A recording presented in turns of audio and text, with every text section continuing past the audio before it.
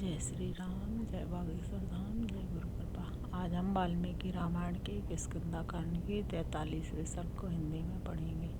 जय राम रमणम समनम भवताप भयाकुल पाहि जनम अब देश सुरेश रमेश विभो शरणागत मागत पाहि प्रभो। जय राम रमणम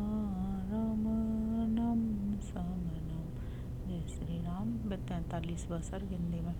इस प्रकार अपने ससुर को पश्चिम दिशा की ओर जाने का संदेश दे सर्वज्ञ सर्व वानर शिरोमणि वानरेश्वर राजा सुग्रीव अपने हितैषी सतवली नामक वीर वानर से श्री रामचंद्र जी के हित की बात बोले।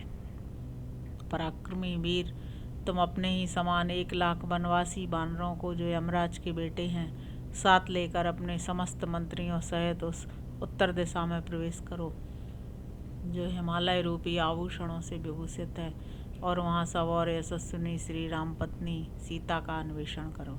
अपने मुख्य प्रयोजन को समझने वाले वीरों में श्रेष्ठ वानरों, यदि हम लोगों के द्वारा दशरथ नंदन भगवान श्री राम का यह प्रिय कार्य संपन्न हो जाए तो हम उनके उपकार के ऋण से मुक्त और कृतार्थ हो जाएंगे। महात्मा श्री रघुनाथ जी ने हम लोगों का प्रिय कार्य किया है, उसका यदि कुछ बदला दिया जा सके तो हमारा जीवन सफल हो जाए। जिसने कोई उपकार न किया हो, वह भी यदि किसी कार्य के लिए प्रार्थी होकर आया हो, तो जो पुरुष उसके कार्य को सिद्ध कर देता है, उसका जन्म भी सफल हो जाता है। फिर जिसने पहले के उपकारी के कार्य को सिद्ध किया हो, उसके जीवन की सफलता के विषय में तो कहना ही क्या है। इसी विचार का आश्रय लेकर मेरा प्रिय और हित चाहने वाले तुम सब वानरों को ऐसा प्रयत्न करना चाहिए जिससे जनक नंदिनी सीता का पता लग जाए। शत्रुओं की नगरी पर विजय पाने वाले नरश्रेष्ठ श्री राम समस्त प्राणियों के लिए माननीय हैं। हम लोगों पर भी इनका बहुत प्रेम है। तुम सब लोग बुद्धि और पराक्रम के द्वारा इन अत्यंत दुर्गम प्रदेशों, पर्वतों और नदियों के तटों पर जा जाकर सीता की खोज करो। उत्तर में मलेच्छ, पुलिंद, सूरसेन, प्रस्थल, भरत, कुरु, मद्र, काम्बोज, यवन, शकों के देशों एवं नगरों में भली भांति अनुसंधान करके दरत देश में और हिमालय पर्वत पर ढूंढो। वहाँ लौद्र और पद्मक की झाड़ियों में तथा देवदारू के जंगलों में वैदेही सहित रावण की खोज करनी चाहिए। फिर देवताओं और गंधर्वों से सेवित सोमाश्रम में होते हुए ऊंचे शिखर वाले काल नामक पर्वत पर जाओ। उस पर्वत की शाखाभूत अन्य छोटे बड़े पर्वतों और उन सब की गुफाओं में सती साध्वी श्री राम पत्नी महाभागा सीता का अन्वेषण करो। जिसके भीतर सुवर्ण की खान है, उस गिरिराज काल को लांघकर तुम्हें सुदर्शन नामक महान पर्वत पर जाना चाहिए। उससे आगे बढ़ने पर देवसख नामक वाला पहाड़ मिलेगा, जो पक्षियों का निवास स्थान है। वहाँ भांति भांति के विहंगमों से व्याप्त तथा नाना प्रकार के वृक्षों से विभूषित है। उसके वन समूहों, निर्जरों और गुफाओं में तुम्हें विदय कुमारी सीता सहित रावण की खोज करनी चाहिए। वहाँ से आगे बढ़ने पर एक सुनसान मैदान मिलेगा, जो सब ओर से 100 योजन विस्तृत है। वहाँ नदी, पर्वत, वृक्ष और सब प्रकार के जीव जंतुओं का अभाव है। रोंगटे खड़े कर देने वाले उस दुर्गम प्रांत को शीघ्रतापूर्वक लांघ जाने पर तुम्हें श्वेत वर्ण का कैलाश पर्वत मिलेगा। वहाँ पहुँचने पर तुम सब लोग हर्ष से खिल उठोगे।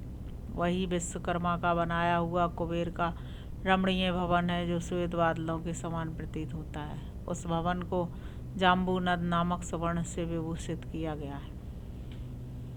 उसके पास ही एक बहुत बड़ा सरोवर है, जिसमें कमल और उत्पल प्रचुर मात्रा में पाए जाते हैं। उसमें हंस और कारंडव आदि जल पक्षी भरे रहते हैं तथा अप्सराएं उसमें जल क्रीड़ा करती हैं। वहाँ यक्षों के स्वामी विश्रवा कुमार श्रीमान राजा कुबेर, जो समस्त विश्व के लिए वंदनीय और धन देने वाले हैं, गोहकों के साथ विहार करते हैं। उस कैलाश के चंद्रमा की भांति उज्ज्वल शाखा पर्वतों पर तथा उनकी गुफाओं में सब और घूम फिर कर तुम्हें सीता सहित रावण का अनुसंधान करना चाहिए।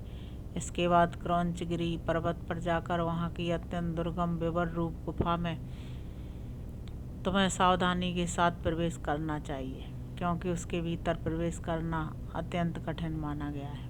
उस गुफा में सूर्य के समान महान तेजस्वी महात्मा निवास करते हैं। उन देव स्वरूप महर्षियों की देवता लोग भी अभ्यर्थना करते हैं। क्रौंच पर्वत की और भी बहुत सी गुफाएं, अनेक चोटियां, शिखर, कंदराएं तथा नितंब हैं। उन सब में सब और घूम फिर कर तुम्हें सीता और रावण का पता लगाना चाहिए। वहाँ से आगे वृक्षों से रहित मानस नामक शिखर है, जहाँ शून्य होने के कारण कभी पक्षी तक नहीं जाते। कामदेव की तपस्या का स्थान होने के कारण वह क्रौंच शिखर कामशैल के नाम से विख्यात है। वहाँ भूतों, देवताओं तथा राक्षसों का भी कभी जाना नहीं होता है। शिखरों, घाटियों और शाखा पर्वतों सहित समूचे क्रौंच पर्वत की तुम लोग छानबीन करना। क्रौंचगिरी को लांग कर आगे बढ़ने पर मैनाक पर्वत मिलेगा। वहाँ मैदानों का घर है, जिसे उसने स्वयं ही अपने लिए बनाया है। तुम लोगों को शिखरों, चौरस मैदानों और कंदराओं सहित मैनाक पर्वत पर भली भांति सीता जी की खोज करनी चाहिए। वहाँ यत्र तत्र घोड़े के से मुँह वाली किन्नरियों के निवास स्थान है। उस प्रदेश को लांग जाने पर सिद्ध सेवित आश्रम मिलेगा। उसमें सिद्ध, वैखानक तथा बालखिल्य नामक तपस्वी निवास करते हैं। तपस्या से उनके पाप धुल गए हैं। उन सिद्धों को तुम लोग प्रणाम करना और विनीत भाव से सीता का समाचार पूछना। उस आश्रम के पास वैखानसर के नाम से प्रसिद्ध एक सरोवर है, जिसका जल सुवर्णमय कमलों से आच्छादित रहता है। उसमें प्रातःकालिक सूर्य के समान सुनहरे एवं अरुण वर्ण वाले सुंदर हंस विचरते रहते हैं। कुबेर की सवारी में काम आने वाला सार्वभौम नामक गजराज अपनी हथिनियों के साथ उस देश में सदा घूमता रहता है। उस सरोवर को लांग कर आगे जाने पर सूना आकाश दिखाई देगा। उसमें सूर्य, चंद्रमा तथा तारों के दर्शन नहीं होंगे। वहाँ ना तो मेघों की घटा दिखाई देगी और ना उनकी गर्जना ही सुनाई पड़ेगी। तथापि उस देश में ऐसा प्रकाश छाया होगा मानो सूर्य की किरणों से ही वह प्रकाशित हो रहा है। वहाँ अपनी ही प्रभा से प्रकाशित तपः सिद्ध देवोपम महर्षि विश्राम करते हैं। उन्हीं की अंग प्रभा से उस देश में उजाला छाया रहता है। उस प्रदेश को लांग कर आगे बढ़ने पर सैलौदा नाम वाली नदी का दर्शन होगा। उसके दोनों तटों पर कीचक बांस हैं, यह बात प्रसिद्ध है। वे बांसी सिद्ध पुरुषों को सैलादों के उस पार ले जाते हैं और वहाँ से इस पार ले आते हैं। जहाँ केवल पुण्यात्मा पुरुषों का वास है, वह उत्तर कुरुदेश सैलोदा के तट पर ही है। उत्तर कुरुदेश में नील वैदुर्णमणि के समान हरे हरे कमलों के पत्तों से सुशोभित सहस्त्रों नदियाँ बहती हैं, जिनके जल सुवर्णमय पद्मों से अलंकृत अनेक पुष्करणियों से मिले हुए हैं। वहाँ के जलाशय लाल और सुनहरे कमल समूहों से मंडित होकर प्रातःकाल उदित हुए सूर्य के समान शोभा पाते हैं। बहुमूल्य मणियों के समान पत्तों और सुवर्ण के समान कांतिमान केसरों वाले विचित्र विचित्र नील कमलों के द्वारा वहाँ का प्रदेश सब ओर से सुशोभित होता है।